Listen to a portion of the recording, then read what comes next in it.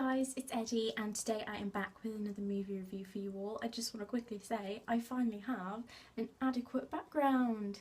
Yay, I'm not sat on the floor anymore. I really apologise for all those videos where I'm like sat on my bedroom floor. I hope the reviews themselves are okay, but I'm back in front of a background that looks much better now. So there we go. But the movie that we're going to review today is none other than Nicholas Roeg's The Man Who Fell to Earth, starring David Bowie, Rip Torn and Cindy Clark.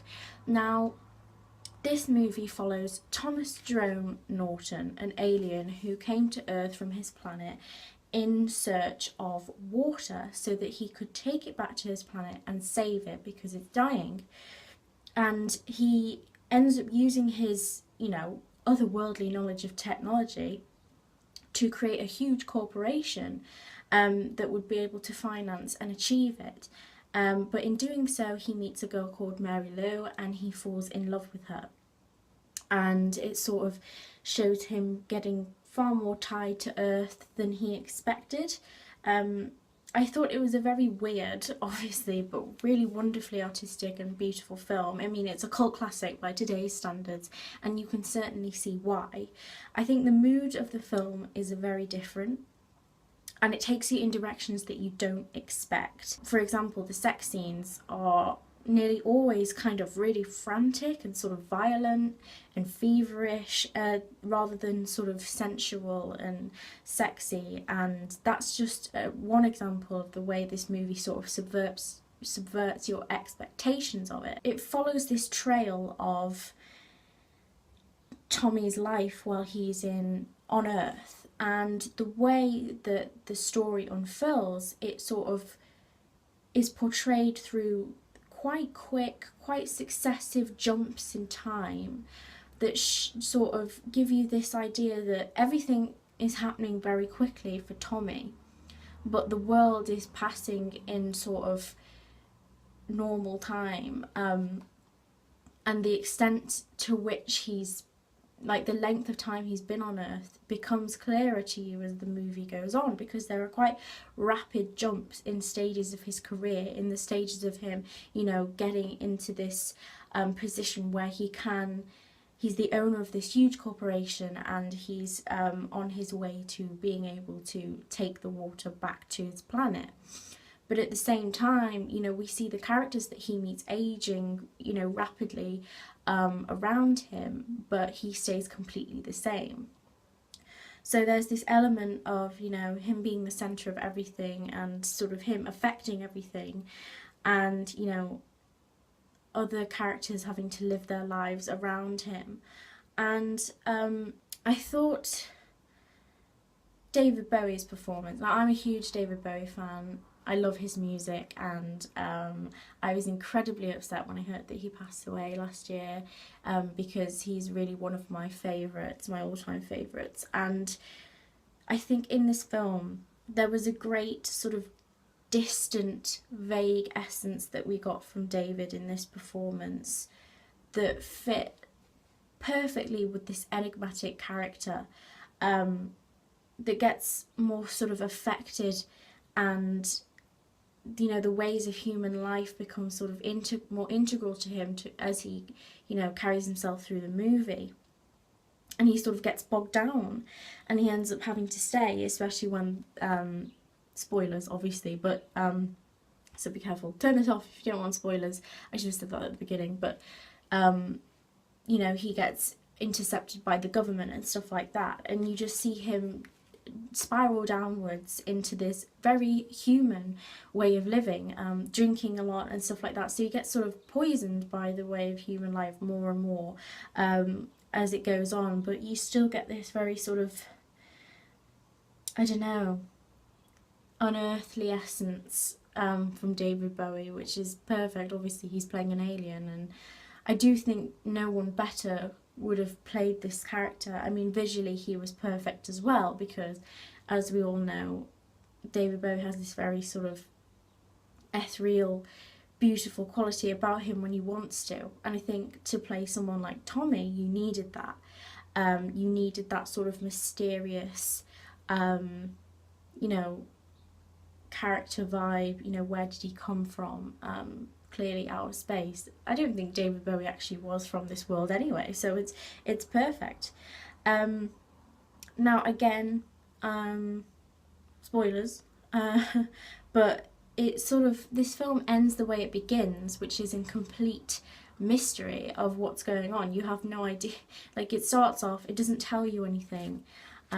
It's all very, as I said, successive and jumpy, and you sort of have to catch up and gather your ideas about what's going on very quickly, because it moves so quickly. But it leaves you therefore in mental limbo with Tommy nearly the entire film, and the end of the film sort of cuts you off from it, and you feel as confused as you did when the film started, and it's an interesting feeling, and it's also very bleak. It's not the ending, it's not the resolution that I would have expected. It's not really a resolution at all. You're just sort of cut off wondering what happened next. I mean, there are sort of sparks of hope and despair that you get throughout the movie. You think, oh, he's going to make it back. Oh no, he's not. You know, it takes you through these lilts, especially when like sort of images of Tommy's home planet are actually spliced into the frame, and you see, you know, his wife and children on his home planet and stuff like that, and you think, oh, you want him to get back, but at the same time, the film really doesn't let you get your hopes up that much. So it is quite a bleak picture.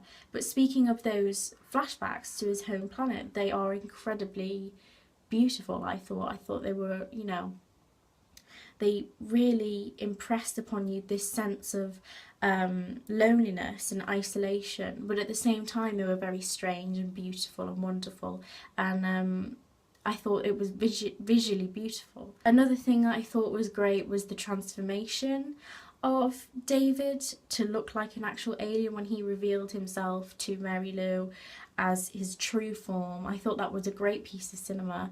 It was quite shocking. Mary Lou is frightened in the film, and I was a bit like, whoa, oh my gosh. And yeah, I just thought it was brilliantly done.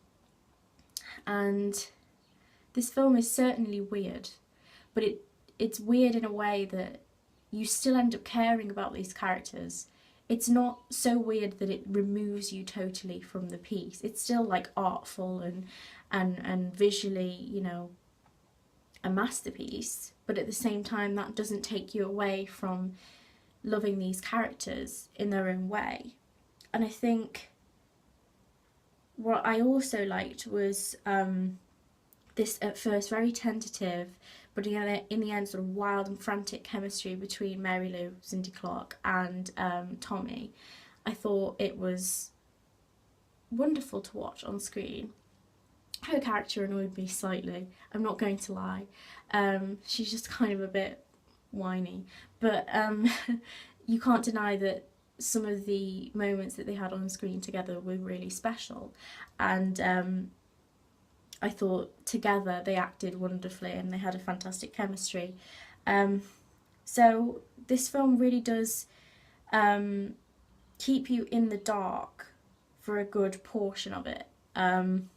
You're just as curious as Cindy Clark's character Mary Lou about Tommy's true identity, and I really think that keeps you poised and really, you know, close to the film. You follow it because you are invested in this being's story, and that is what really tied me to the film.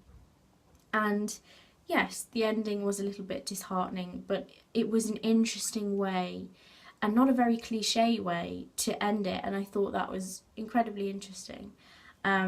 And it was enjoyable. I mean, I like a change. I like something that doesn't follow the rules. So even though it wasn't, you know, the most uplifting thing in the world, because you're left wondering and sort of hoping and waiting, it was still a sort of, you know, it was a thought-provoking ending, let's just say. So yeah, I really did enjoy this film. I thought that David's acting was great.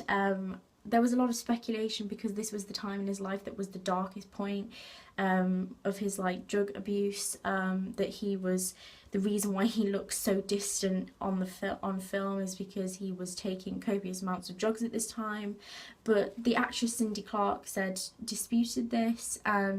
Whether it's true or not, I think his performance was great. You can tell that he was incredibly invested in this part.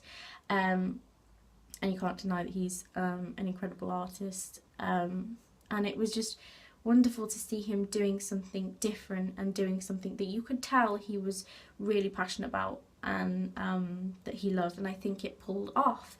So this movie is a little bit weird, it's a little bit wacky, but it's very beautiful, and it's got some great moments of cinema. I think the cinematography is absolutely gorgeous. There are some wonderful shots in there, but it might not be for some. It's, yeah, a little bit out there. Space, great. But yeah, it's maybe not to everyone's taste, I suppose. But if you like sort of sci-fi fantasy films with a little bit of a quirky artistic edge and a twist, then give The Man Who Fell to Earth a go. And if you're a David Bowie fan, certainly give it a go. It's great. It's a really good example of his work. And that is all I have to say really about The Man Who Fell to Earth. It wasn't, you know, I didn't enjoy it as much as I've enjoyed other films. I think it was just a little bit too weird for that. And there's a dog barking outside and I'm not happy, so I'm going to end this as quickly as possible. But it was still an interesting picture to watch. I think that's what it was. Very interesting. So if I had to give it a rating, I'd probably give it 4 out of 5 stars, just for my own, you know, based on my own personal enjoyment and experience of the movie. But yeah, check it out. And let me know what you think of this movie in the comments if you have seen it. Remember, you can always suggest movies for me to review by commenting below or messaging me on my Tumblr account. But that is it for now, guys. I hope you've enjoyed this review and I hope to see you all in the next one. Bye!